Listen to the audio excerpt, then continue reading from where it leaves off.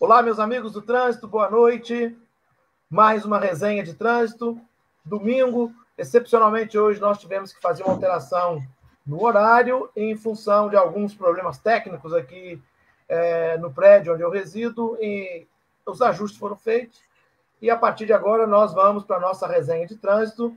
Eu e o meu amigo Gabriel, aos domingos nós criamos a possibilidade aqui de debater trânsito, e esses critérios do nosso debate da resenha abrem precedentes para que ocorra o que aconteceu no domingo, na semana passada, que nós tivemos aqui um especialista para falar de Constituição, Dr. Everson Vieira, que foi brilhante, e hoje nós trazemos um convidado mais que especial, uma pessoa que faz uma atuação brilhante, uma devoção a uma das carreiras mais brilhantes dos profissionais que transportam no Brasil. Mas eu vou deixar o Gabriel, vou passar a bola para o Gabriel vai receber o Walter, nosso irmão, nosso amigo, tá, Walter? Já vou antecipar aqui a gratidão pelo prestígio de tê-lo conosco, mas o Gabriel faz as honras da casa do Resenha de Trânsito para receber nosso convidado. Boa noite a você, internauta, que nos acompanha. Boa noite, Gabriel. Seja bem-vindo, meu amigo. Olá, meu amigo Josimar, boa noite para você, boa noite para o Walter, né, nosso amigo, irmão aí que está participando com a gente, né, hoje a resenha tem mais esse convidado especial, já agradeço aqui de antemão, né, a presença aí do Walter, presidente do Sindimoto do Rio Grande do Sul.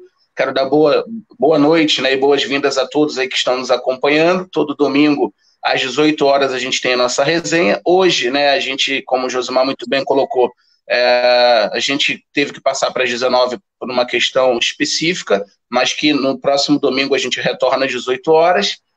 Como você muito bem colocou, né, Josimar, na última semana a gente teve o Dr. Everson como convidado especial, que falou brilhantemente sobre, né, a parte da Constituição e competência, né, para legislar sobre a matéria do trânsito. E hoje, né, a gente tem essa ilustre presença aí do Walter, como eu já disse, presidente do Sindimoto do Rio Grande do Sul, uma pessoa com vasto conhecimento técnico na parte, né, do motoboy em geral, tanto do motofrete quanto do mototáxi. O Walter participou, né, da legalização dessas categorias, né, de uma forma geral no Brasil todo, então participou, ajudou em várias cidades, né, nessa questão da regulamentação. Então, hoje é muito pertinente, né, Josimar, e demais amigos, a gente ter esse diálogo, porque me parece, né, Walter, você vai falar mais sobre isso, mas infelizmente, né, o motoboy ele acaba ficando fora de alguns debates, né? Me parece que é uma categoria, né? Quando eu falo motoboy, são, né, enfim, de novo, né, o motofrete, o mototáxi, né, enfim, as outras atividades que estão relacionadas aí à motocicleta, né? E às vezes acaba ficando fora de alguns debates em relação, por exemplo, ao que a gente viu aí na última semana, o PL 3267, que foi aprovado na Câmara, que agora caminha para o Senado, e numa alteração tão importante, né, que vai ser no Código de Trânsito Brasileiro, e ali, né, não tem nenhum dispositivo específico, né, para a categoria. Então, Walter, seja bem-vindo, obrigado aí pela sua gentileza, né, de você estar aqui participando conosco. A gente sabe das suas atribuições, que são várias e inúmeras, mas você gentilmente aceitou o nosso convite. Seja bem-vindo, obrigado mais uma vez, e a bola está com você, meu amigo. Meu prezado Josimar, que ainda não o conheço pessoalmente, mas esse privilégio ainda vai ser possível. Gabriel, o Gabriel já é de longa caminhada, de estudos, de conversas, de debates, e eu não sei se sou merecedor de todos esses elogios e privilégios, porque, na verdade, eu sou um aprendiz do trânsito, e esses debates todos que fiz, eu aprendi muito. E acabei vendo que não aprendi nada, ainda me falta muito. E nessas lives que eu participo aí, às vezes fico assistindo quietinho aqui, corujando os mestres, né? Acabei de ver há pouco no Face lá, os gigantes da área, Josimar, Ordeli, Júliver, tantos outros mestres aí que só me resta, ó. Uma pena que esses mestres não estão de presidente de DETRANS, secretários de trânsito do Estado, porque aí eu entendo e penso que teríamos um trânsito sendo administrado por técnicos. Então, vou fazer a minha fala aqui, como sempre fiz, em grandes eventos, qual tive a oportunidade na Assembleia Legislativa do Estado do Rio Grande do Sul, nos 18 anos do CTB, quando lá precisei colocar um nariz de palhaço, porque eu sempre achei que o trânsito nos faz de palhaço em certos momentos, em certas decisões, mas não foi para desafiar o DETRAN, foi uma posição minha, pessoal, que eu me enxergo assim em certos momentos no trânsito, principalmente defendendo os motociclistas, que existem, sabem da existência deles, eles estão no CTB, tem a obrigatoriedade de ter a permissão do Estado para poder conduzir ou pilotar as suas motocicletas, e, no entanto, depois de habilitados, não são vistos, não os enxergam. Então, preliminarmente, já começo com esta provocação, dizendo que existe a Lei 12.009, a Resolução 410 e a 356, que parece até que fizeram por fazer, de repente, para contemplar ou agradar alguém, ou para alguém ganhar dinheiro com antena corta-pipa, que ela é importante, salva vidas, mata cachorro que não tem regulamentação nem pela fábrica, não sabemos qual é, só para alguém vender, e vai por aí afora. No decorrer da nossa conversa, do nosso bate-papo, a gente vai discorrendo mais sobre esta falta ou desta cegueira, né, pelos governantes, mas para concluir a minha participação, hoje eu me sinto importante. A minha categoria é importante, ela é essencial, porque vivemos um período de pandemia, onde os governantes disseram a toda a população, fiquem em casa, se protejam, faz tudo por delivery, mas eles não pensaram quem ia fazer a entrega do delivery. Ou seja, os bois de piranha, aqueles que existem, mas a gente não enxerga, eles podem morrer, eles está tudo certo, não deram material de proteção, álcool em gel, máscara, continuam jogando responsabilidade para a nossa categoria, os motociclistas, e, no entanto, se preocupam com quem está em casa e aqueles que podem estar expostos à rua, à contaminação, a contaminar e ser contaminado, esses pode acontecer de tudo. Morre e vai simplesmente para as estatísticas. Porque para o governo, cada morte é uma estatística, mas para cada família é um estrago, meu amigo. Um estrago de dor, de um pai que se foi, de um marido que se foi, os filhos que ficam depois sem a convivência desse pai, mas volto a dizer, né? Não sei porque pensam que os motociclistas, ou sobre uma motocicleta, não existe uma vida, ou não tem uma vida. Ou, de repente, eles não valem nada mesmo, não sei. Porque para colocar desse jeito, jogar nessa situação momentânea que estamos vivendo, da maneira que jogaram, ou seja, pedir para que todos fiquem em casa e uma pequena gama de trabalhadores para atender todo esse país possa ser jogado na rua à mercê da vontade do tempo, das intempéries do tempo, da vontade do vírus em nos contaminar ou não contaminar, para mim é um absurdo. Walter, assim, nós recebemos a sua participação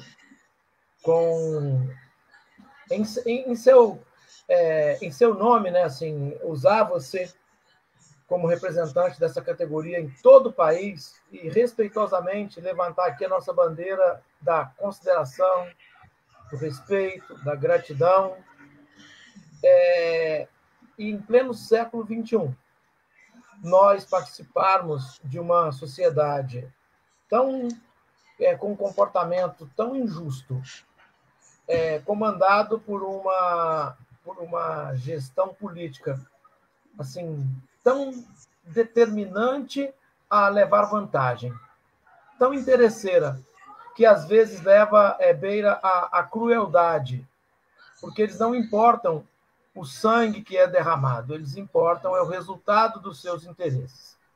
E partindo disso, só observando o que você falou ainda há pouco, tem duas coisas que preocupam. desde a Lei 12.009, com a Resolução 356, aquela coisa toda, não houve, porque no Brasil nós não temos preocupação com a consecução dos fatos que resultam em segurança. Eles só ficam jogando ali para a torcida como se fosse assim, é isso, é isso. Eu vou dar um exemplo que não é da nossa live agora. O que tem de herói no Brasil por causa da chamada lei seca, tem livro, tem amante, tem apaixonado, tem tudo da lei seca. E outro dia eles estavam comemorando lei seca 12 anos. A lei seca não fez 12 anos. A lei 12.760 de 2012, a lei seca não é a lei 11.705, a lei seca é a lei 12.760. Porque a lei seca 11.705 é um engodo, é uma mentira. É o que o brasileiro gosta, de ser enganado. O brasileiro, ele adora, principalmente em muitas coisas do trânsito, ele prefere a verdade, a mentira alegre. A mentira alegre agrada. Porque a verdade triste, que cutuca, né? Então, eles fizeram uma lei que não é seca. A lei 11.705 é uma lei assim, encharcada, úmida. E quanta gente bateu palma, quanta gente foi a lançamento de livro. E esses hipócritas, com todo o perdão da palavra, muitos deles que se aproveitaram e se aproveitam, eles esquecem de que uma vírgula, um parágrafo, ou apenas ouvir alguém que tem conhecimento técnico, poderia fazer com que muito sangue deixasse de ser derramado. Então, o que a gente fica, assim, triste é que os profissionais que transportam no Brasil, transportam caminhões, o pessoal que transporta vidas, os motoristas de ônibus. E nos últimos anos para cá, é impossível não reconhecer a importância dos ciclistas. Nós nem chegamos ainda a motociclistas, que muitos ainda insistem em chamar de motoboy. Motoboy é uma expressão que a gente não usa. São profissionais, são pilotos que saem de casa, beijam suas esposas, despedem dos seus filhos, porque eles têm a certeza de que estão saindo. E a esposa tem a certeza da volta. Mas a esposa fica apreensiva com cada toque no telefone, com cada mensagem, e ela só desprende dessa apreensão quando sente o barulho da moto, do veículo encostando na garagem, chegando. Então, isso todos os dias. E muitos desses ficaram pelo caminho e não voltaram para casa. Muitos deles tiveram que desviar o caminho para a unidade de recuperação e, na maioria das vezes, acometido em acidentes por culpa de terceiros, que, ao longo da história, criou-se no nosso trânsito um preconceito contra motociclistas, que eles são aventureiros, irresponsáveis, que passam entre os carros, que sobem nas calçadas. E no Brasil, infelizmente, esses motociclistas, pseudos atores que a sociedade conta, são os mesmos heróis relacionados com a lei seca 11.705, sabe?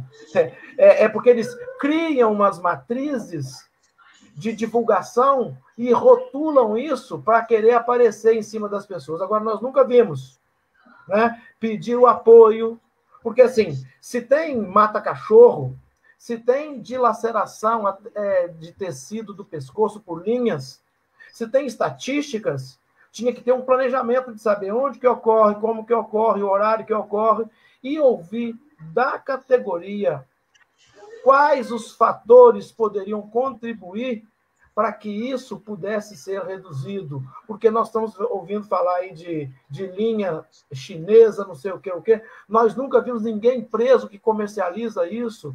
Nós nunca vimos ninguém dando um depoimento de que forma isso se mistura ou se associa no nosso mercado. Então, quer dizer, o assunto é tão amplo, é tão complexo, e deveria ser tão simples. E essa simplicidade, ela teria início num diálogo desse aqui, ó.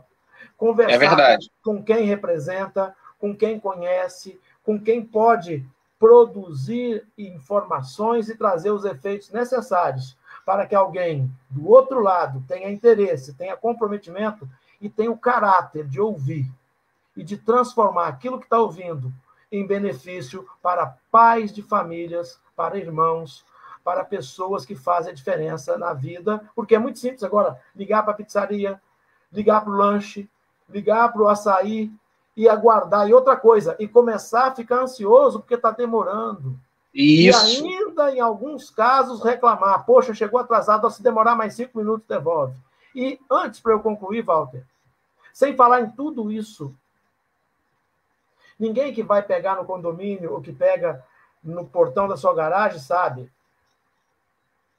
qual o valor que aquele pai de família vai receber para ter satisfeito o anseio daquela família que recebeu a pizza, que recebeu o lanche, que recebeu o açaí, né? Então, eu gostaria que você explanasse para nós, porque é importante aqui, ó, dar ouvido a quem tem capacidade para arguir sobre o tema. Por isso, a nossa gratidão por recebê-lo na nossa resenha. Josimar e Gabriel França e os demais colegas que nos acompanham, que nos assistem, enfim, que me oportuniza esse momento. Enquanto eu puder e tiver voz para levantar essa bandeira, assim eu farei. E faço isso até porque sou secretário nacional da nossa federação, então eu tenho liberdade de falar em nome do país, e não somente do meu estado, Rio Grande do Sul. Isso me faculta falar. Realmente eu passei por alguns estados, inclusive pelo Rio de Janeiro, rodei 352 municípios no estado do Rio Grande do Sul, inclusive na cidade de Santa Cruz, lá do nosso amigo Ordeli, organizando a categoria naquele município. Recentemente, agora, saiu a certidão sindical do Sindimoto Santa Catarina, um trabalho que nós fizemos lá com a categoria para eles se organizarem. Alguns estados ou cidades, no norte, nordeste, pegando ali por Goiânia, parte de Minas, enfim, a gente andou um pouquinho aprendendo.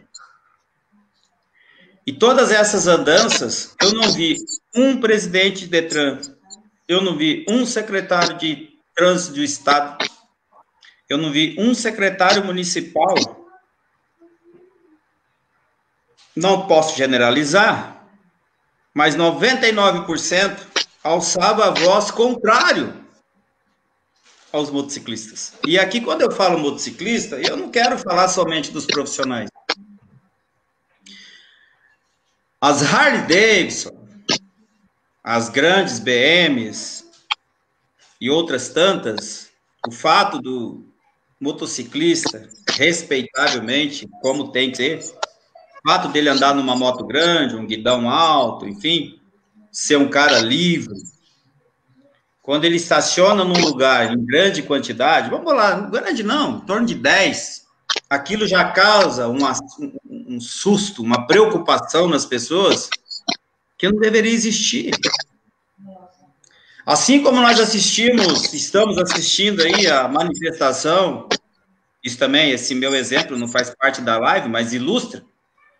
Assim como nós estamos assistindo aí a manifestação contra o racismo, em virtude do assassinato vergonhoso, humilhante, daquele George nos Estados Unidos, o mesmo racismo existe com as motocicletas. Não tem como dizer que não existe. Aí nós vamos lá, sucintamente falando, nós vamos lá na habilitação dele. Quem diz que aquilo lá é habilitação de motocicleta? Quem diz que aquilo habilita alguma coisa? Não habilita. O cidadão já sai dali para morrer, ou com a sorte da vida, se envolver em acidente, se quebrar tudo e continuar vivo. Eu mesmo sou exemplo disso. Esses dentes estão implantados, perna quebrada, enfim. Tive sorte de estar vivo. Tive sorte. O homem lá de cima botou a mão na minha muleira e falou, não, tu pode se quebrar aí, mas por enquanto vai ficar aí, porque de repente tu tem uma função, né, muito árdua pela frente, que é defender. Eu já fiz vários debates Só não fui na ND ainda. Não me oportunizaram, porque se lá eu for, eu acho que eu faria a defesa dos motociclistas, não para provocar conflito, descontentamento. Mas essas pessoas que estão na administração pública hoje, que se diz defensoras do trânsito, tem um discurso maravilhoso, que eu vou dizer uma coisa para ti, amigo. Com todo respeito a quem nos assiste e a vocês, os caras têm um discurso tão bonito que, se duvidar muito, o cara tem um orgasmo quem está ouvindo. Entende? Então, veja. Discurso bonito.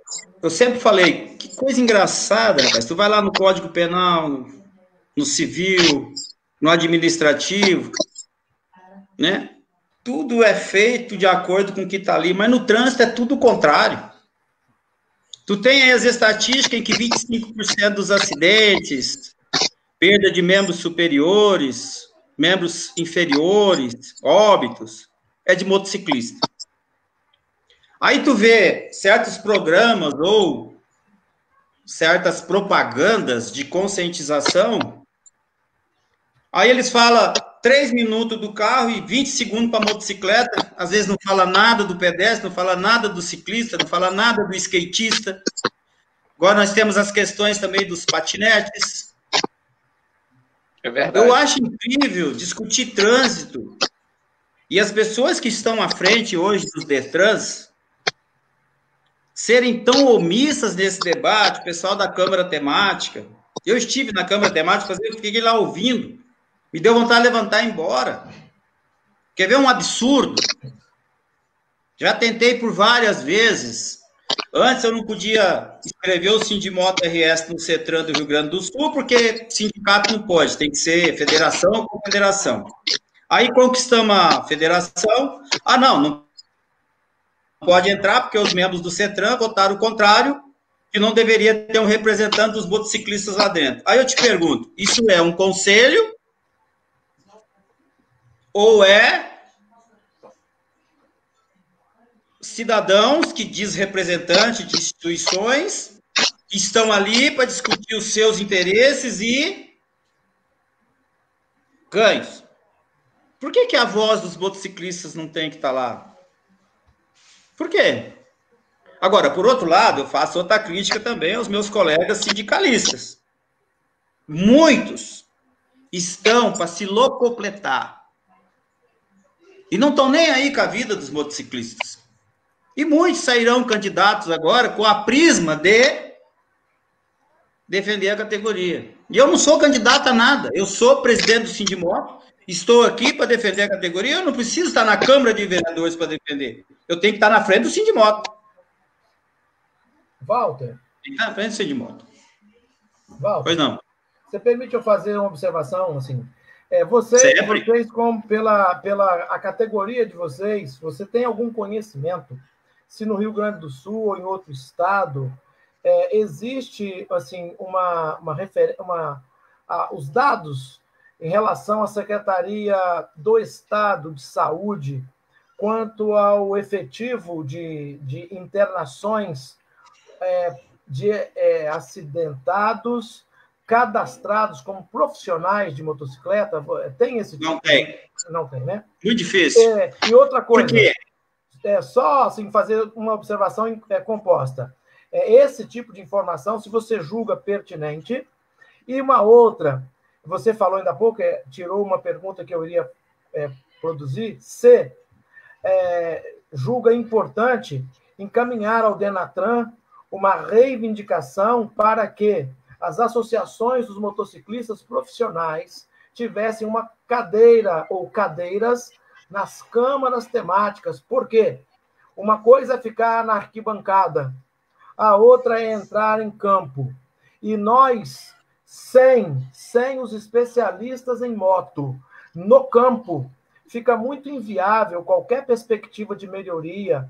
Igual agora saiu a resolução 789 da formação de condutores, sem nenhum aspecto técnico de profissionais relacionados a veículos de 2 rodas, para que nós pudéssemos vislumbrar, em médio e longo prazo, alguém com a capacidade que vocês têm para que nós pudéssemos reduzir os impactos que a ignorância aplicada na gestão sobre o trânsito direcionada às motos causa no país. Então, as perguntas são: a importância do cruzamento dos dados em todos os estados, dos profissionais que atuam nas motos, profissional, porque não tem como pegar os particulares. Agora, os que têm os registros de motofrete, mototáxi, o acidente da categoria Secretaria da Saúde, Secretaria de Regulação do Estado, e também a importância, né, de alguém que talvez esteja nos assistindo, ou vai nos assistir, ou está nos assistindo e pode compartilhar com algum representante,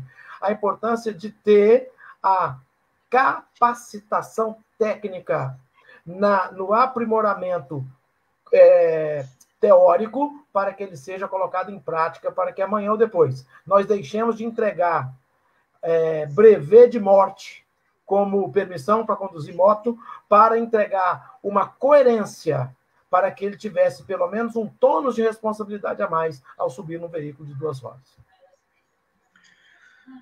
Bom, só se saiu alguma coisa nos últimos 30 dias e eu não vi, mas não existe. Não. Aí nós vamos lá no site da FENASEG, lá, o DPVAT.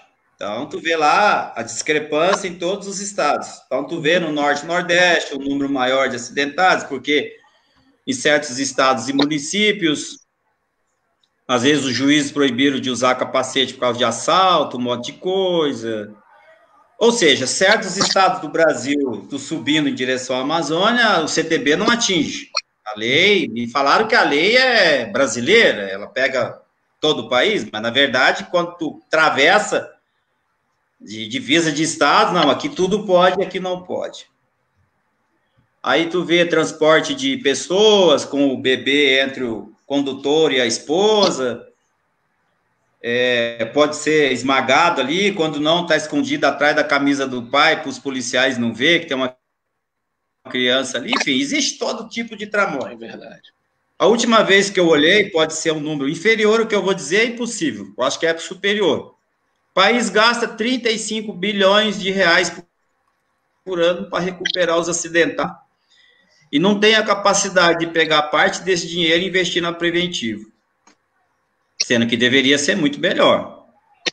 Se pegasse parte desse dinheiro e investisse em cursos de qualificação em pilotagem, e nós temos vários instrutores, aqui saúdo o Capitão Neto do Rio Grande do Sul, morador de Santa Maria, instrutor inclusive da PE, e eu reconheço, foi meu instrutor, depois eu fui treinado por uma grande marca aí, não vou fazer aqui propaganda ali, de Indaiatuba, foi lá que eu aprendi a andar de moto. Eu achava que sabia.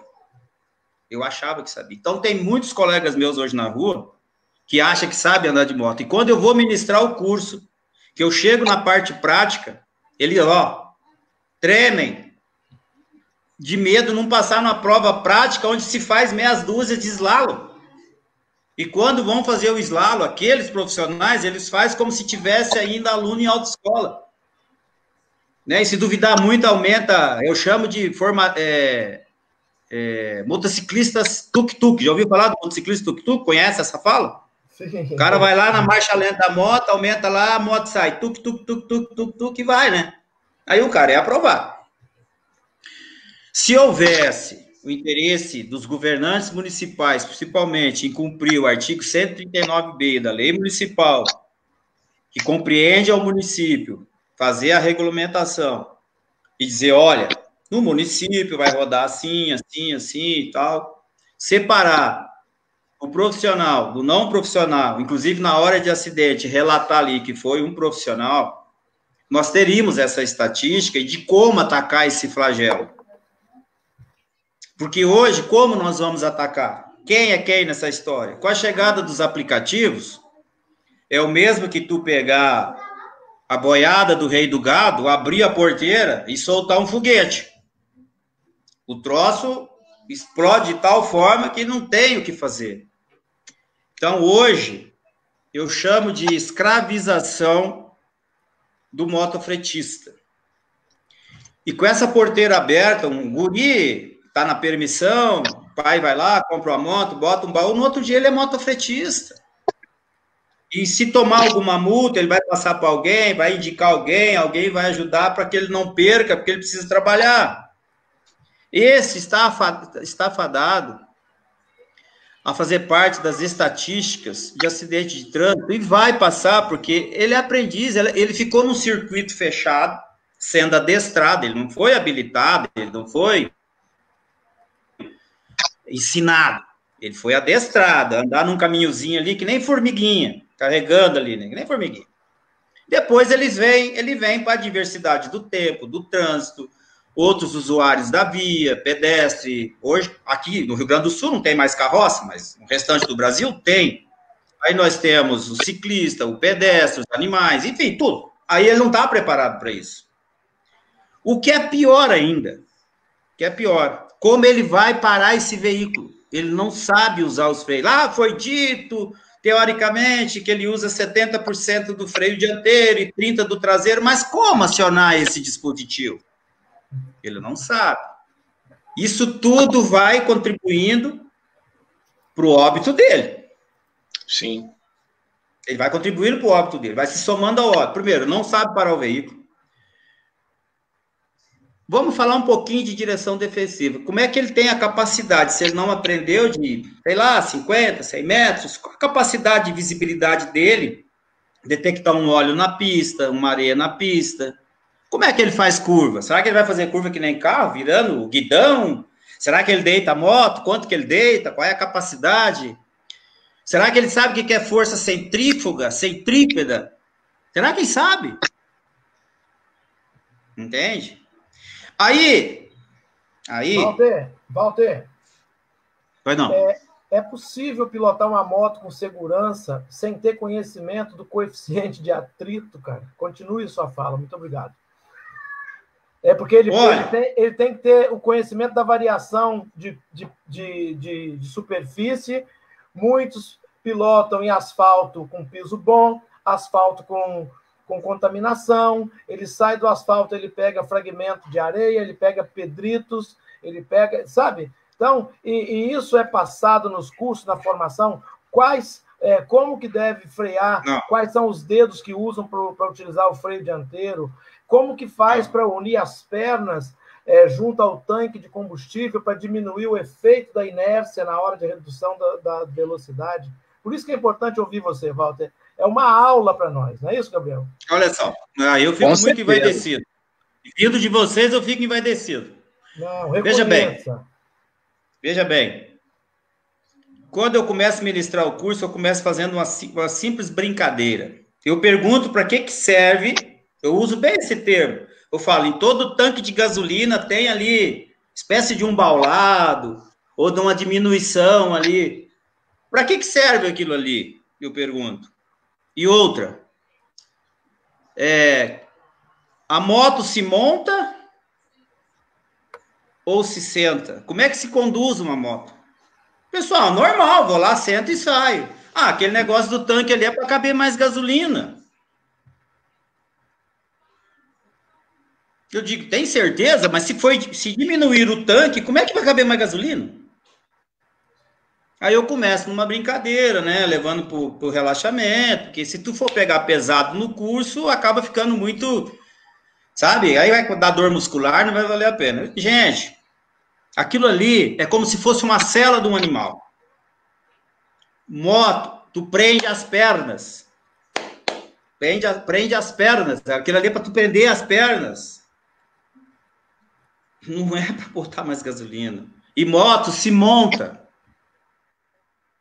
É montada, se é montado, vê que tu fica com a perna de cada lado, aí eu mostro para eles. E outra coisa que ninguém diz, o passageiro segura onde? Eu faço essa pergunta, o passageiro segura onde? Segura naquelas duas alcinhas que eles falam, né? Vou usar o termo aqui. Aquelas duas alcinhas que tem atrás da moto, ele vai ficar até meio para trás, assim, com o peito estufado. Eu digo, não, meu amigo. Pode até segurar ali, mas o passageiro fixa-se as pernas nas pernas do condutor. Ele não precisa nem segurar. Por quê? Porque na hora de uma curva, ao fixar-se as pernas do passageiro, ele vai fazer a curva igual o condutor. E tem gente que ensina que ele tem que segurar nas alcinhas. Aí quando vai fazer-se uma curva, aí o condutor vem para cá, o passageiro vem para cá. E assim vai. Quando vai se usar os freios, aí o passageiro dá uma capacetada no condutor. Então, aí, mas veja bem, quando tu vai pegar uma pessoa estranha, se tu falar para ele assim, olha, tu tem que fixar suas pernas na minha, a pessoa, dependendo que está ouvindo isso, seja uma mulher ou de repente até mesmo seja um homem, pode entender que isso é uma coisa desrespeitosa. E na verdade não é. Porque ela também está montando. E uma vez montada, como é que tu te segura? Como é que tu segura a rédea do cavalo? Tu vai segurar ali na cabecinha da sela e vai segurar? Não. Tu vai segurar com as duas mãos e vai se fixar com as pernas. Um boi ao pular, como é que o cara segura? Com as pernas? É a mesma coisa a motocicleta. Então, nós temos na rua hoje, por exemplo, eu vou pegar o exemplo aqui do Rio Grande do Sul, até porque eu não peguei os dados do restante do Brasil, mas dá para fazer uma pequena alusão aí, comparando com São Paulo, que tudo acontece em São Paulo. No Rio Grande do Sul, nós temos 1.200.000 motos. Porto Alegre tem uma frota de 120.000. Quarta-feira passada agora, nós tivemos um profissional despreparado, infelizmente, que veio a óbito. Sabe o que a empresa fez? Mandou o seu gerente lá, o gerente foi no baú, foi para tirar o baú com o nome da empresa, tirou todos os pertences que tinha dentro do baú para não deixar margem para a empresa. Entende? O grande detalhe, que os motociclistas ainda não entenderam, o asfalto é preto. Mas parte dele já está avermelhada. Mesmo lavando-se o sangue, está avermelhada. Qual é o número de condutores que nós temos nesse país com maiores danos, com custo social para cada um de nós e para o INSS para nós bancarmos? Quem é? Motociclista. Ô, Walter, sobre esse ponto, desculpa te cortar, eu pegando um gancho nisso que você vai falar agora, eu ia te fazer uma pergunta. É bate-papo, vamos introduzir, né? Show de bola. Eu ia falar justamente sobre a parte dos equipamentos de proteção, né? Que o motociclista, o motoboy, ele precisaria, né? Precisaria no sentido, né? Que vocês vão entender o que eu vou colocar. Na minha opinião, né, até pegando um gancho também nos aplicativos, né? Que aí vai ter uma paralisação, enfim, a categoria tentando mobilizar por melhores condições de trabalho, né?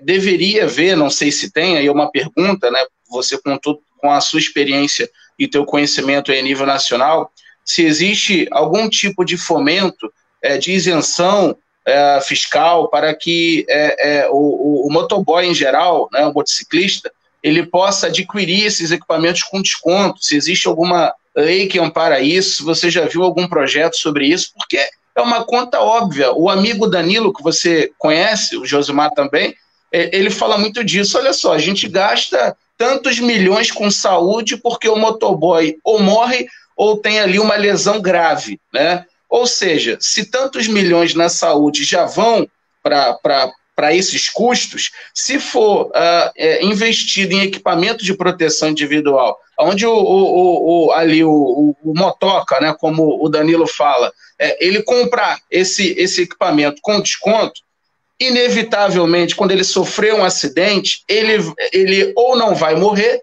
ou aquela lesão que seria grave não vai ser tão. Ou seja, o custo com a saúde pública vai acabar diminuindo. Quanto mais se investir nesses equipamentos, obviamente, menor serão os gastos, né, com o tratamento. Como você falou do INSS, esse cidadão, ele não vai ficar em casa, né, tanto tempo, porque ele estava com os equipamentos que fazem com que ele possa não ter se machucado com gravidade. Se você puder, né, você estava falando um pouco dessa parte do INSS, do gasto público com a saúde em relação ao motociclista, por favor, fica aí eu peguei a deixa, acabei te cortando, peço desculpas. Não corta. A resenha é isso, né? Um fala, outro pergunta, é normal. Eu não chamaria de um desconto. Eu chamaria investimento em segurança. Se tornaria barato se houvesse. Agora eu vou contar com os conhecimentos de vocês para me ajudar, porque tem hora que o HD aqui funciona, é tanta informação que a gente às vezes se passa, né? Se eu não estiver equivocado, no artigo 54, 55 do CTB, ali fala que num período X, o CONTRAN regulamentaria as roupas a serem utilizadas pelos motociclistas. Que roupas são essas? Cadê? Que roupa que é? É caneleira? É cotoveleira? É o protetor de coluna? Protetor de cavili? Cadê? Não se tem. O artigo 314 do CTB diz que eles tinham 240 dias para fomentar a educação de trânsito. Foi fomentada? Já existe 20 anos, o CTB está passando por uma reforma e isso não foi implementado. A irresponsabilidade dos administradores do trânsito é coisa absurda. Mas por quê? Porque são cargos políticos, onde o cidadão pega lá o meu assessor, porque me ajudou, me colocou aqui, vai lá para o trânsito. Teve uma série que passou na TV Globo um tempo atrás, até o ator principal veio a falecer numa das novelas lá no Rio São Francisco, onde ele falava assim, não tem cargo para dar para ninguém, bota lá no trânsito. Tem, você pode assistir que tem. E hoje é assim, bota lá no trânsito. Trânsito não dá voto. O que trânsito dá? Não dá voto. É verdade. Para que eu vou investir no trânsito? Entendeu? Se desse voto, a IPTC já tinha regulamentado em Porto Alegre. O Rio Grande do Sul, nessas 352 cidades que eu fui, já tinha regulamentado, exceto São Gabriel, o prefeito Rossano, meu amigo particular, pessoal, regulamentou lá, a categoria lá é outra. Se nós tivéssemos toda essa regulamentação, uma norma que concedesse esse desconto nos itens de segurança, entendeu? E outra, me dizer qual é o mata-cachorro. Tá dizendo lá na 356, antena corta-pipa. Tá, beleza. Não vou discutir. Apesar que o Rio Grande do Sul não usa. Mas deveria deixar para os estados, os órgãos executivos de trânsito, decidir sobre isso, mas tranquilo. Tá, o mata-cachorro. Qual é o mata-cachorro? Se não tem nem no manual das motos. Aí o cidadão é autuado porque não tem mata-cachorro. E para que serve o mata-cachorro? Para que o mata-cachorro para uma pessoa que não tem treinamento, não tem conhecimento, não sabe nem conduzir? Para proteger a perna quando ele cair. Não, ele tem que proteger a vida dele e aprender a pilotar. O colete é importante, dá uma visibilidade, principalmente à noite. Tá? As faixas retroflectivas que vai nos capacetes, que ele não vale de nada. Tu não pode andar de farol alto. Então, para que eu vou colocar aquilo no capacete? Não vai refletir em nada. Já tem as de fábrica, aquelas pequenininhas, que dão um resultado fantástico, mas alguém precisa ganhar dinheiro, meu amigo.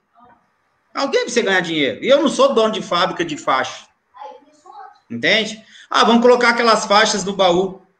Um dia, fazendo uma palestra para pessoas que dizem que é do trânsito, eu disse, gente, é simples. O Denatran deveria, ou o Inmetro, deveria dizer, esse é o baú a ser utilizado. Hoje existe baú, existe de tudo quanto é marca, de tudo quanto é jeito. Usa um black light no baú. Que é um black light melhor do que uma faixa retroflexiva no baú? Entende?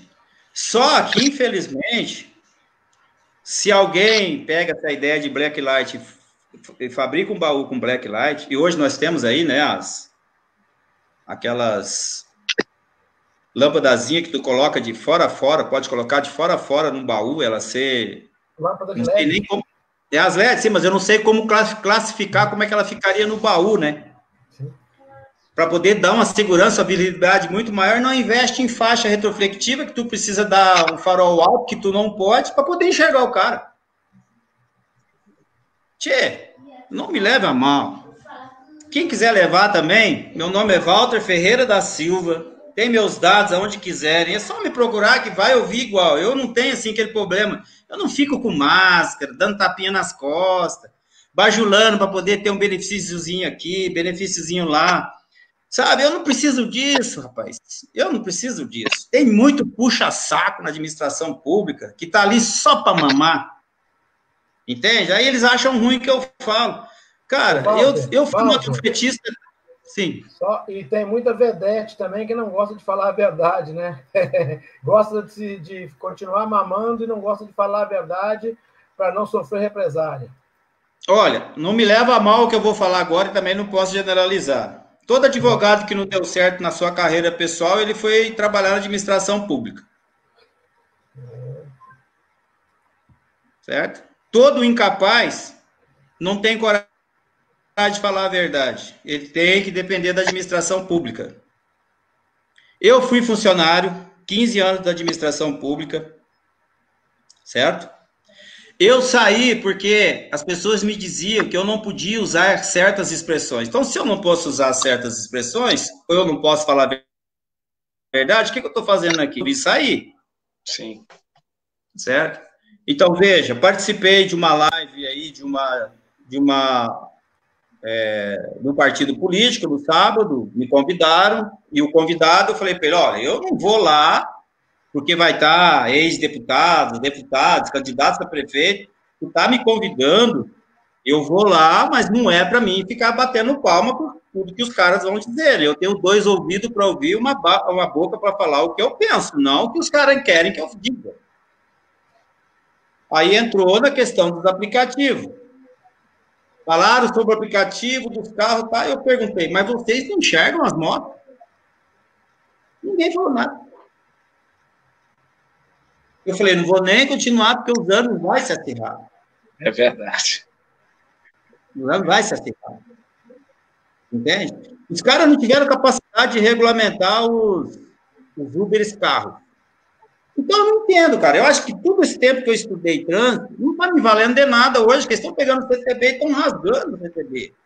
Como é que eu vou fazer um curso com o Josimar, que eu ainda não fiz, com o Ordeli, que já me convidou?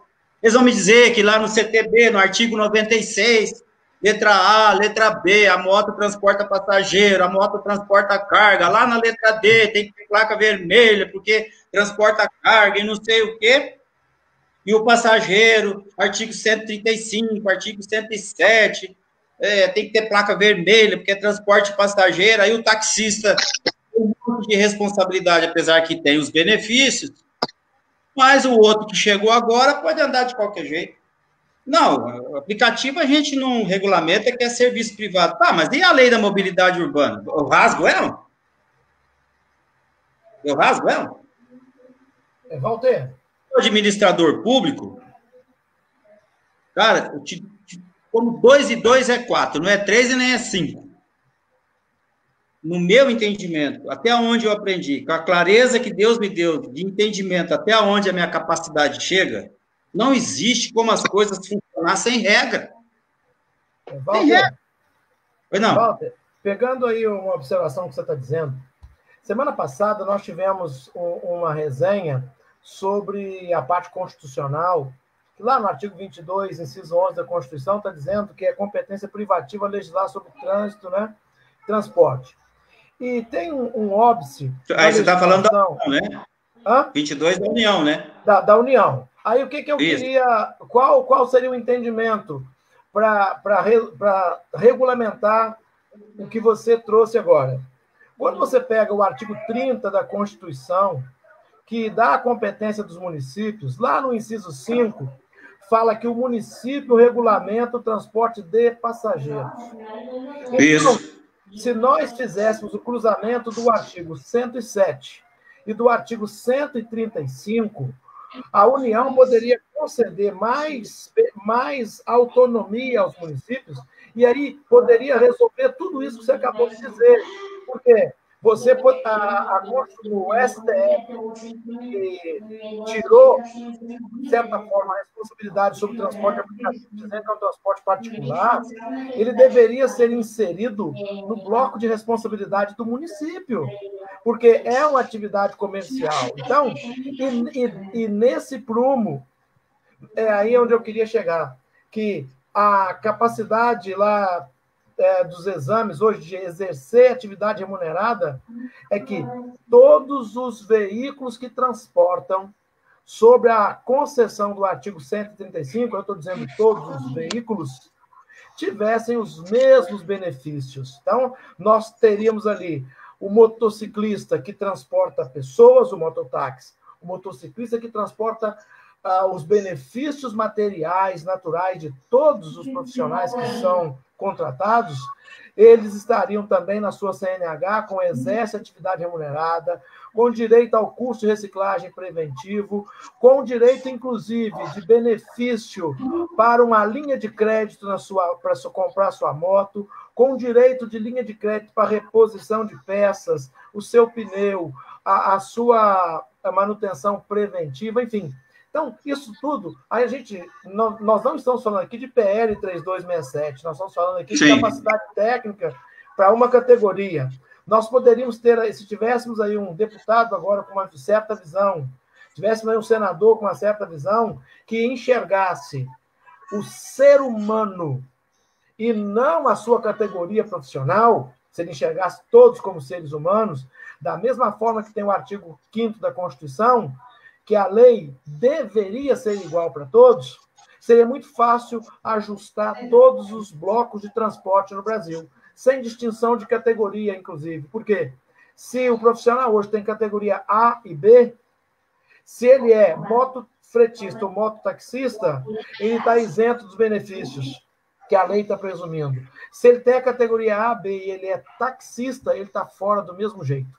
E se ele tem a categoria A, B e ele dirige aplicativo, ele está fora. Então, foi excluir. Essas categorias são vitais para a nossa sociedade, para o equilíbrio, né, do setor público. E agora, na pandemia, são relevantes para a estrutura da economia que circula. Infelizmente, nossos legisladores não tiveram a capacidade de arguir, ou sequer de fazer uma audiência pública para que esses profissionais que você representa muito bem, pudessem ser reconhecidos como seres humanos com dignidade que têm, com caráter que têm, mas com a relevância que demonstra e pratica para a sociedade. Isso que deixa com certeza. Ô, Josemar, complementando aí a sua fala, você citou bem aí a parte da reciclagem, o curso preventivo de reciclagem. E, Walter, né, me parece aí que os deputados perderam a oportunidade, né, de melhorar, né, esse, vamos colocar assim, entre aspas, esse benefício, né, que já existe no Código de Trânsito Brasileiro para os motoristas profissionais, porém, né, a categoria, né, dos motociclistas não estão enquadrados, né, nos termos da lei, em virtude, né, das categorias C de casa, D de dado e E de escola, né, que podem, né, fazer uso, né, do curso preventivo de reciclagem, que faz com que, né, evite a suspensão da CNH, o que a gente sabe, né, que a pena mínima agora, depois, né, da 13.281, passou para 6 meses. É um ponto, a gente está indo já para o final da live, mas se você puder comentar um pouco disso, não sei o que você já viu aí no seu estado e também ao redor do Brasil, que tem um outro problema pontual, que são os motoristas profissionais, como são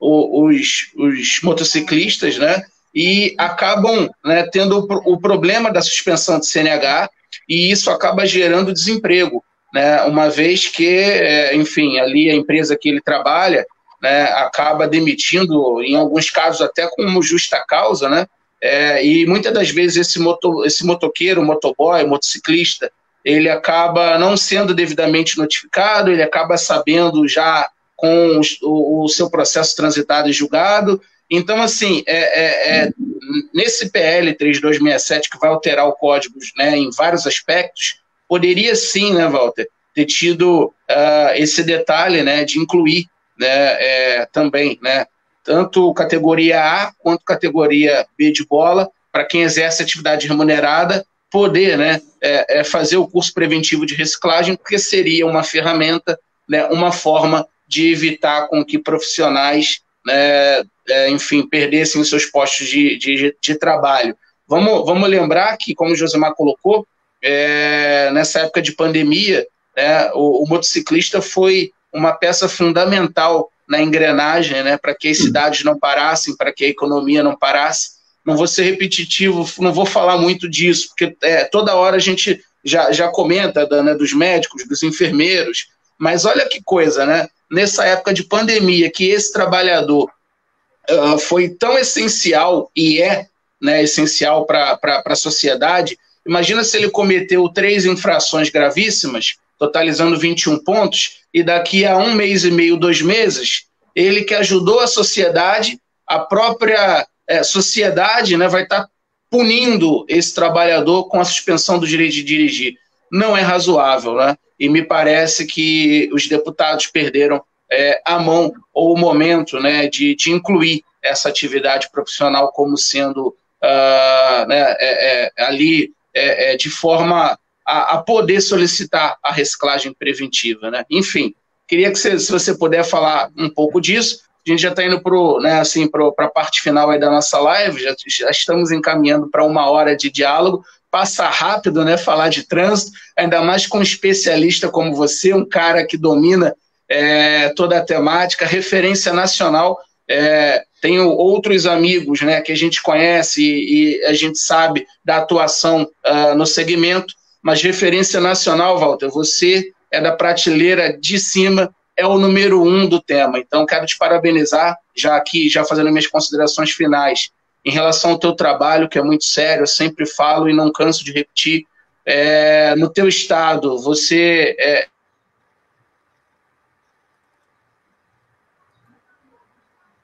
Travou o nosso colega. Não, bom, ele travou, eu vou fazer sucintamente aqui uma resposta. Sim. Existe uma música sertaneja que diz mais ou menos assim, ó. Tá vendo aquela escola, moço? Eu ajudei a construir, o meu filho não estuda lá. Tá vendo aquela faculdade? Eu ajudei a levantar e meu filho não estuda lá. Por que eu tô falando isso? Porque nos últimos dias do ministro da Educação, ele revogou aquela portaria que concedia crédito para as famílias mais carentes para os filhos estudarem.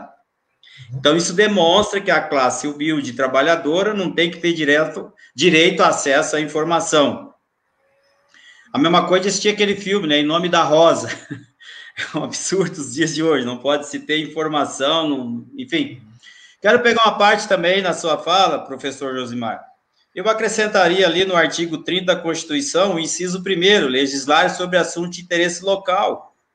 Pegando todos eles e linkando lá com 135, 137, e aí eu acrescento, inclusive, o 96 do CTB, que classifica os veículos ali, eu acho que fecharia esse pacote.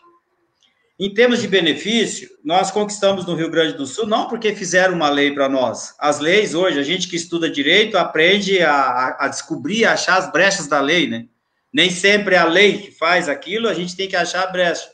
Nós conseguimos a isenção do IPVA para os mototaxistas que foram regulamentados de forma graciosa todo ano. Ele se regulamenta, vai lá, pega essa lei, dá entrada e acaba se beneficiando com a isenção desse imposto. Então, veja, eu acho que o nosso assunto, a nossa resenha, como disse o Gabriel, está partindo para o final, a gente fica, de certa forma, condensada a poder estender mais o assunto, a trazer mais informações, porque 1 hora acaba sendo... Walter, deixa eu só fazer uma observação aqui. Faça as suas considerações dentro do alinhamento que você entender necessário, tá bom? Vamos estender o tempo aqui, porque é muito importante um debate desse. Gostaria muito que você seguisse na sua linha de raciocínio. E outra coisa, né? Em momento algum aqui, nós trouxemos uma fala de que se defende que o motociclista haja em desacordo com o que as normas e regras de circulação elas preconizam para todos os veículos, né? Então, nós não incentivamos o motociclista a passar entre os carros e a guia da calçada, que é perigoso, a subir na calçada. O nosso tema aqui não é a conduta no trânsito, porque isso é intrínseco, depende de cada um. O que nós estamos falando aqui é a regulação e o reconhecimento da importância que tem essa categoria para os demais segmentos sociais. Não é porque quem tiver que avançar sinal, quem empinar a moto, da mesma forma que o automóvel faz cavalo de pau, faz os seus pegas, nós não estamos, no contexto do nosso debate, a gente até respeita, tentando arguir nenhuma situação de benefício contra a transgressão da responsabilidade de cada profissional, seja ele de Uber, seja ele de ônibus ou de moto, não é isso? Então, é isso. Nós queremos transparência e legalidade. eu vou aproveitar esses minutos que me restam para dizer o seguinte. Fique à vontade. A minha maior torcida é que, com o fim do coronavírus, os próximos governantes municipais, que nós temos as eleições municipais esse ano, está previsto pelo menos, que eles se lembrem ou enxerguem que teve uma categoria que se expôs para combater o coronavírus, para vencer esse inimigo, enquanto milhares de pessoas ficaram em casa. Perdemos alguns colegas, sim, perdemos com acidente, com a própria doença, em prol de salvar outras tantas. Que os dirigentes dos Detrans deixem de dizer que esse compromisso não é comigo. Trânsito, seja ele na teleentrega, transporte passageiro, ninguém pode se colocar alheio dizendo que não é da sua responsabilidade. Por isso que eu sempre defendi técnicos verdadeiramente do trânsito nestes cargos. Quando tu coloca lá um cidadão que é político, ele não tá nem aí, ele tá ali para fazer discurso, conquistar votos para a próxima, enfim, sai dali, só fica no currículo e, enfim, nesses 20 anos que eu estou à frente da categoria, lá no Rio Grande do Sul, já tive amizade com todos, tudo que nós tentamos fazer não se ia à frente, não se vai à frente. E cada um que entra na Câmara de Vereadores, no Detran, todo mundo quer tirar uma lasquinha dos motociclistas, aí eu chego lá e digo, gente, eu estou aqui para falar para nós mesmos, eu não quero falar para nós mesmos, eu quero falar para as outras pessoas que precisam ouvir, que são os motociclistas. Entende? Então, Josimar, olha, de coração eu te digo, muito prazer em rever por vídeo, te conhecer por vídeo, aliás, já conhecia seu trabalho, os membros já enxergam e começam a acompanhar, isso é fato. E eu não conhecia pessoalmente, não conheço pessoalmente, a não ser pelas suas obras, pelas suas aulas, pelas suas palestras, pelas suas lives, pelo seu trabalho, pelo seu conhecimento. Já usei muito do seu conhecimento nas minhas falas e sempre dou crédito, porque eu sou estudante de compliance. E sabe, quem conhece compliance sabe que tem que agir de acordo com a lei, com as regras, com as portarias, respeitar, que é o que tem que ir para o trânsito. A ética, o respeito, o cumprimento da norma. E quando as pessoas falarem, a vida está acima de tudo, que esses administradores públicos que falam isso, que realmente faça isso acontecer, porque falar é muito fácil, quando não mexe com a família deles. Igual quando é dos outros, vai para a estatística. Walter, só registrar aqui que o Gabriel teve um problema de energia na casa dele, nós tivemos a perda aí momentânea do sinal. Se ele retornar aqui antes do encerramento, beleza. Agora, para fazer assim, um encerramento, eu agradeço aí por você acompanhar nosso trabalho. E eu tenho assim, uma frequência, né, de atuação no Sul, e em breve Deus vai permitir que nós estaremos juntos aí em algum evento, para que a gente possa usufruir dessa amizade pessoalmente. Agora, eu gostaria de que você deixasse assim, um recado. Vamos fazer diferente. Você foi convidado porque sozinho nós não fazemos nada. Por mais capacidade que eu tenha, que você tenha, que o Ordeli tenha, que o Gabriel tenha, que todos os outros amigos do nosso trânsito, qualquer capacidade ela tem que ser em grupo, porque aí nós vamos avançar mais. Quais seriam as orientações que você daria hoje para que nós pudéssemos tocar num assunto que ele já arrasta há 2 décadas e a gente não consegue evoluir? Quais seriam as sugestões para que, na formação do motociclista, nós pudéssemos olhar para um horizonte com um pouco mais de segurança, um pouco mais de esperança? Que você faria, assim, uma reflexão entre a plataforma atual de formação de condutor categoria A e uns requisitos desejáveis sobre a ótica dos especialistas, daqueles que dão a vida, e que o suor de muitos dos motociclistas, infelizmente, é o sangue, às vezes do risco e às vezes propriamente do acometimento do problema.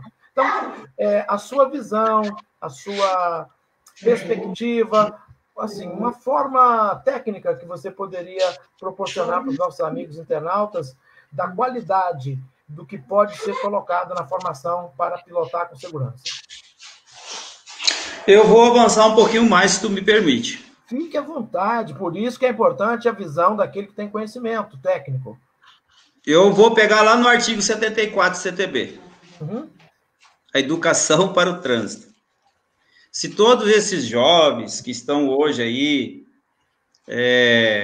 falando tchau para o meu enteado aqui que está se deslocando,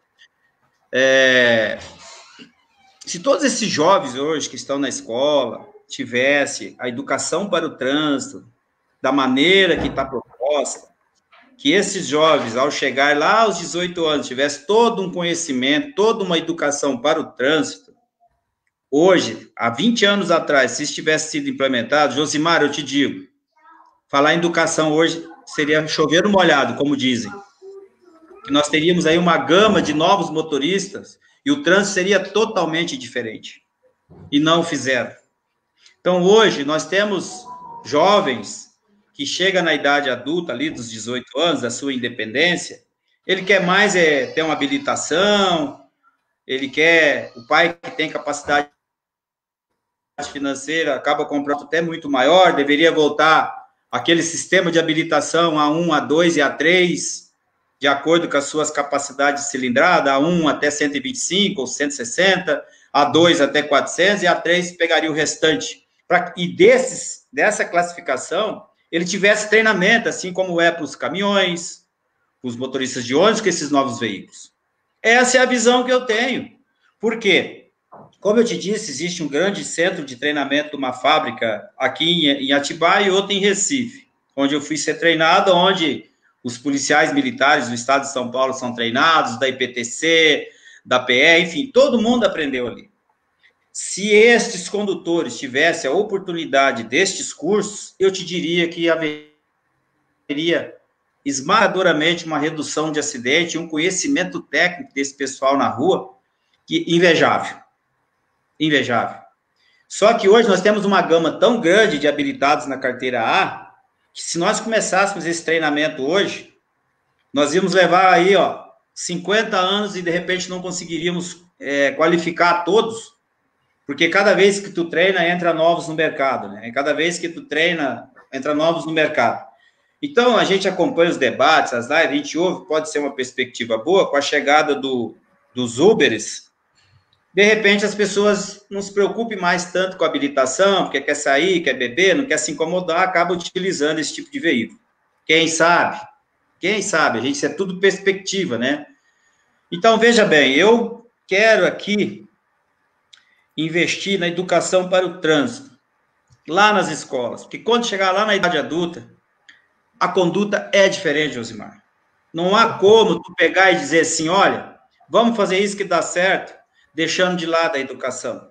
Desde pequenininho, assim como a gente pega aquelas criancinhas, desenha ali faixa de pedestre, sinalização, as crianças recebem essas informações assim, com tanta avidez, que dá prazer tu ensinar uma criança. Não que os outros não recebam, mas a criança é bem mais flexível.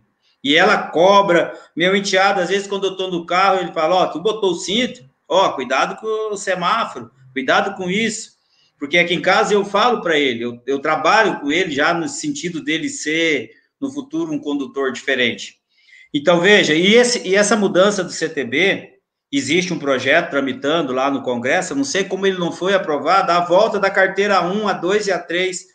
Me desculpe usar esse termo, sabe? Esse termo é muito pesado que eu vou usar. Quem foi o imbecil que tirou isso para dizer que o recém-habilitado é capaz de pegar uma 1.100, uma 900, uma 600 para pilotar? Quem foi esse imbecil que fez isso? Entende? Então, eu defendo a volta da CNH A1, A2 e A3, nas suas devidas proporções.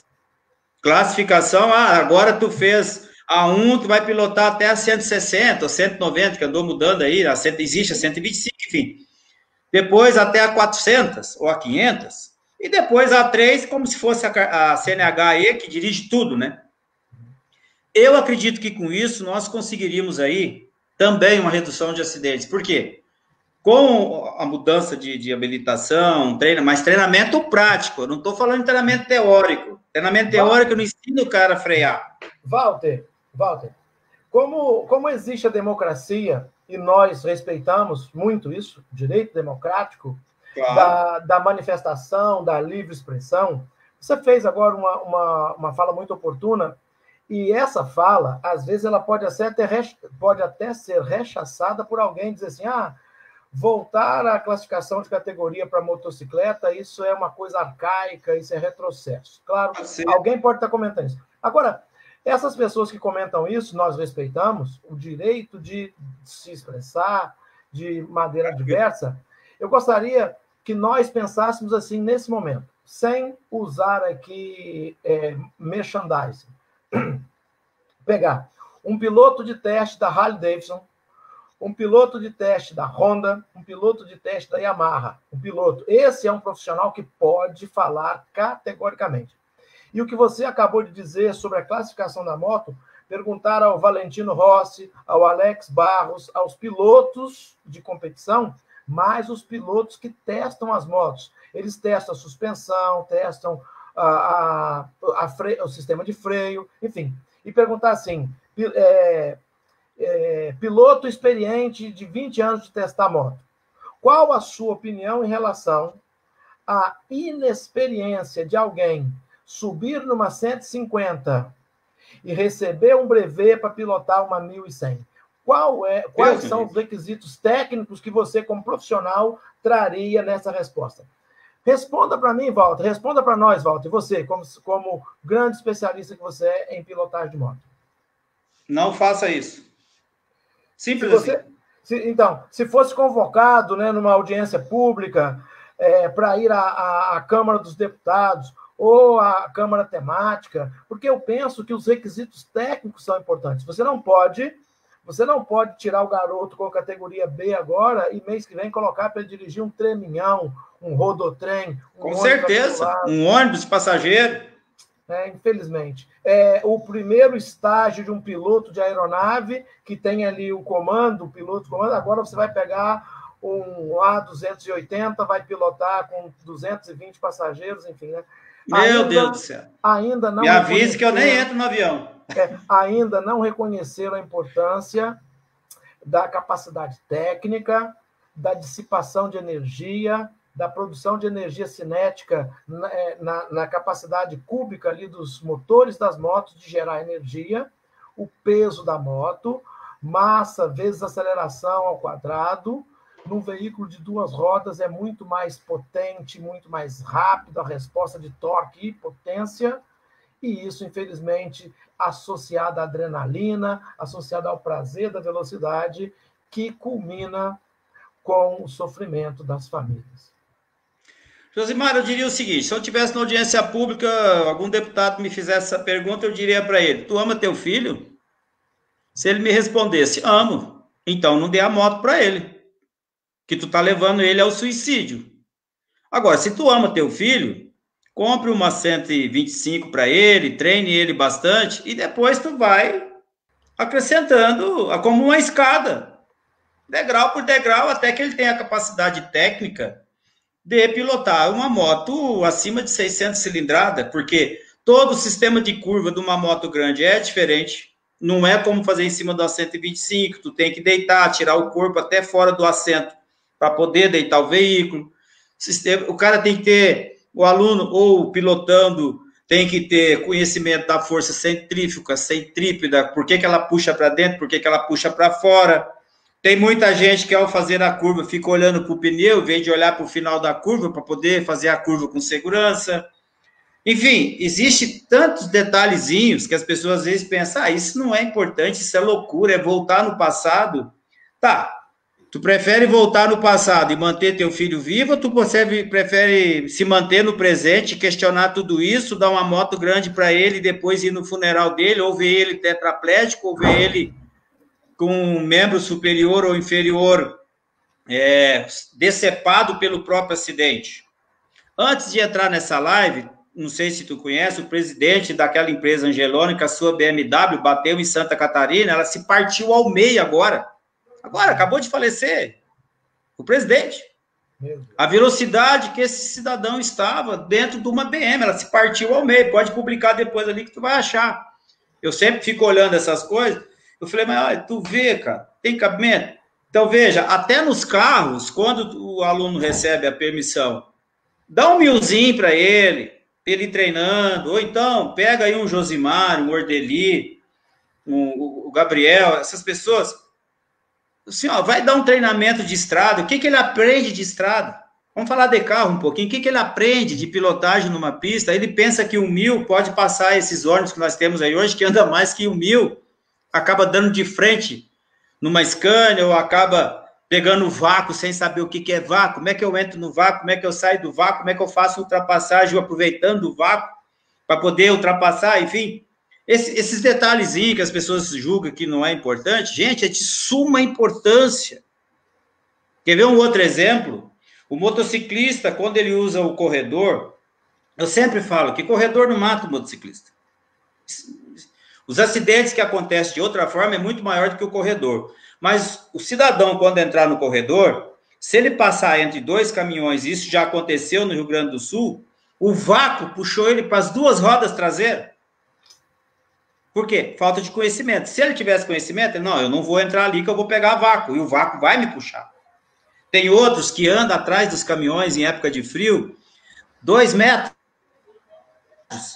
para não receber vento quente, pega o ar quente do caminhão. Tu imagina se esse caminhão der uma pequena freada, o que vai acontecer? Ele vai lá no motor entrando por baixo. E eu vejo essas coisas, eu fico pensando, senhor, guarda esse cidadão, porque ele não sabe o que está fazendo. Ele não tem noção do que ele está fazendo. Então, veja, eu acho que nós, minha opinião, vem falando isso já há algum tempo, eu acho que nós, entendedores de trânsito, com pequena e máxima capacidade, eu acho que nós temos, sei lá, que ter uma associação, que ter alguma coisa, aonde nós possamos fazer publicações, não de forma individual, mas uma coisa mais coletiva. Assim, Provérbios na Bíblia ensina muito, Salomão fala que através do conselho tudo se torna mais fácil, individual é tudo mais difícil. Onde nós pudéssemos levar essa instituição para provocar esses debates através dos técnicos. Eu penso que nós técnicos hoje, nós estamos muito espalhados. Tem o Júlio em São Paulo, tem tu aí no Espírito Santo, na Bela Vitória, tem o Orderli em Santa Cruz, tem tantos outros colegas aí de grande capacidade, né? A gente está muito disperso, a gente não conseguiu se juntar para a nossa voz ser ouvida. Será que não chegou o momento de nós técnicos também parar e dizer assim, peraí, eu estou falando, mas de que forma eu vou conseguir isso? Sozinho? Não vou conseguir. A voz tem que chegar em algum local, né? Tem que tem que ser processada a informação. Então eu penso que através, sei lá, de uma associação nossa, de uma instituição onde ofereça cursos, onde ofereça ensinamentos, enfim, uma série de coisas, e dessa associação, como tem o CREA, como tem a OAB, como tem tantos outros, nós temos um representante de ser ouvido. Nós não somos ouvidos, não sei vocês, tu, o Orderli, de repente tem um outro tipo de convite, eu não sei, a gente não foi ouvido agora, nessa renovação do CTB, eu não fui consultado em nada, nem sequer, acho que nem lembraram que o Walter existe, porque essa voz que grita em prol dos motociclistas não ecoou por Brasília, apesar que eu sou freguês de Brasília, estou sempre lá debatendo esses assuntos, a gente não teve essa oportunidade. Mas está no caminho, Walter, está no caminho, a gente pede a Deus para que haja uma mudança de comportamento em quem está à frente da gestão, para que haja entendimentos, porque nós não temos como mentir acerca de fatos. Isso é verdade. Os casos concretos estão aí. E nós sabemos que todos os paliativos que foram feitos nos últimos anos, até agora não surtiram efeito. O que nós precisamos é de medidas eficazes, respeitosas. Eu vou só enfatizar novamente, nós jamais vamos arguir aqui benefício para aquele que age de forma diversa à lei. Nós somos legalistas nos termos da responsabilidade, tanto do cidadão quanto da administração. Então, por isso, nós não nos curvamos diante desses fatos. A gente traz aqui uma mensagem, você vê, você foi muito categórico na sua fala, foi muito respeitoso, né? Nós falamos de forma enfática, incisiva, forte, mas dentro de um contexto do respeito, da harmonia. E isso é importante porque faz parte da democracia, faz parte do bem-estar, da relação interpessoal, que é decorrente do nosso intrapessoal, e a gente sabe do equilíbrio da nossa fala e da responsabilidade que isso pode repercutir.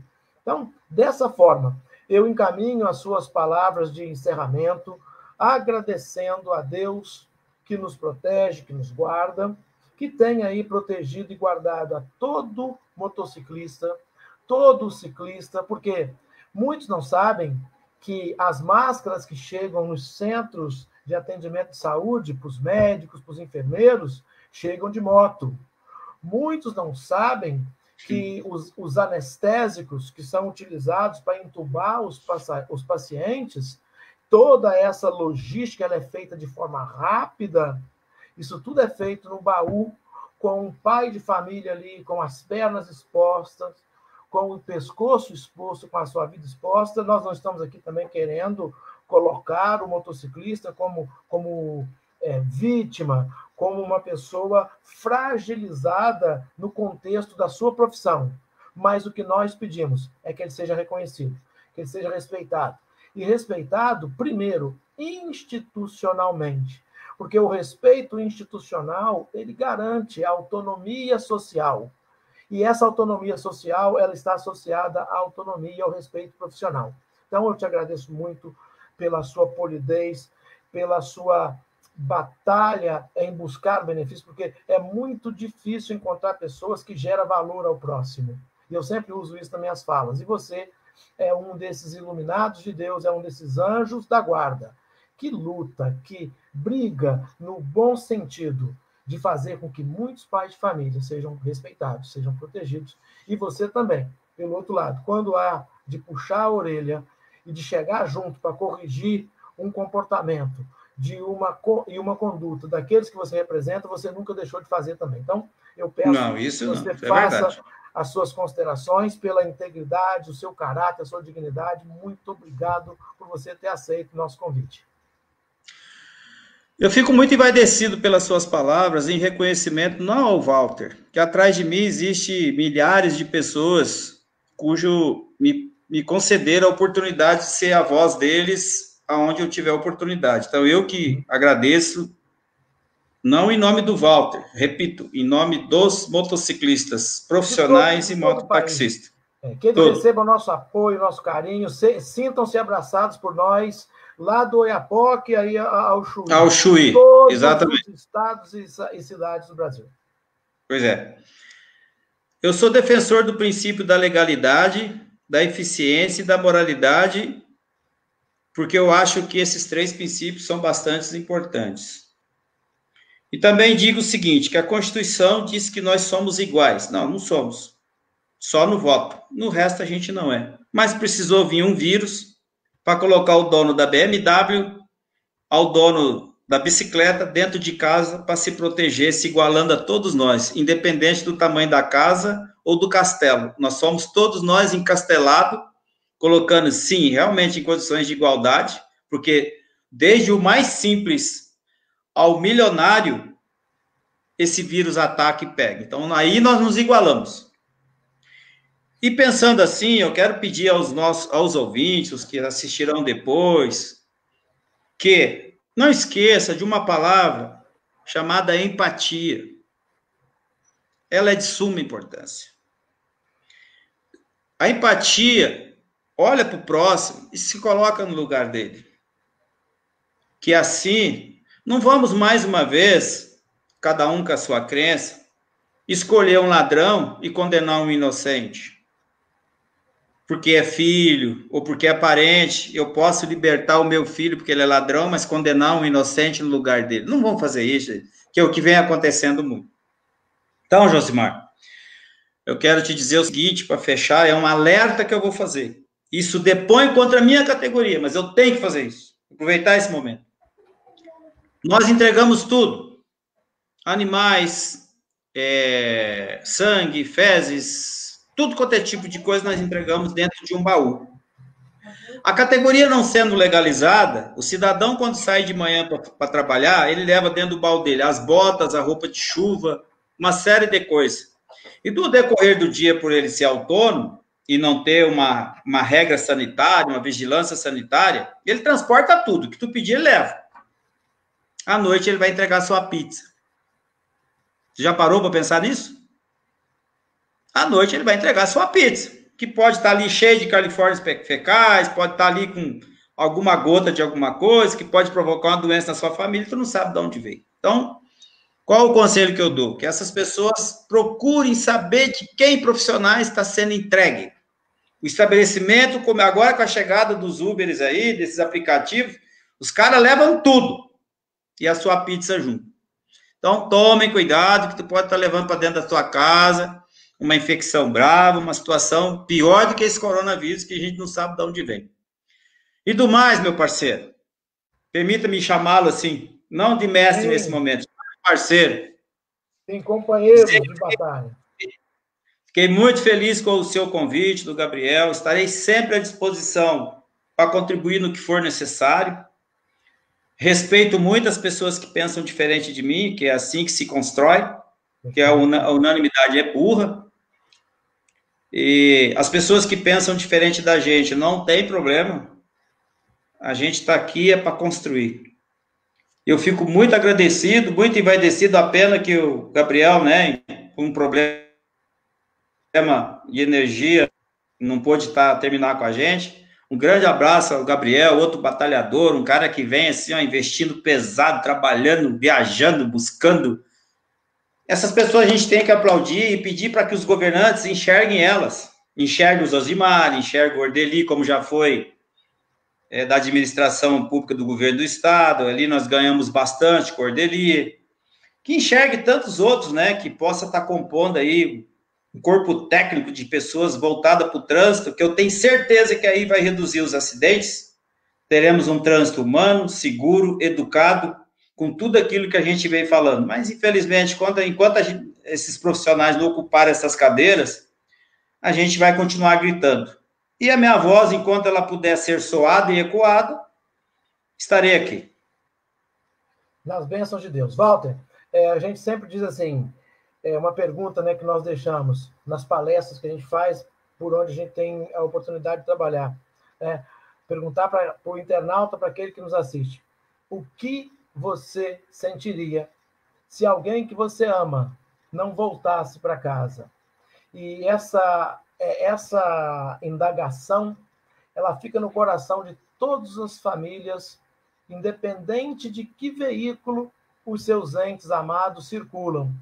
E nós temos que pedir a Deus para continuar estendendo o manto de proteção dele sobre todos os cidadãos do mundo, todos aqueles que guiam um automóvel, um veículo de grande porte, que pilotam uma moto, que todos tenham responsabilidade.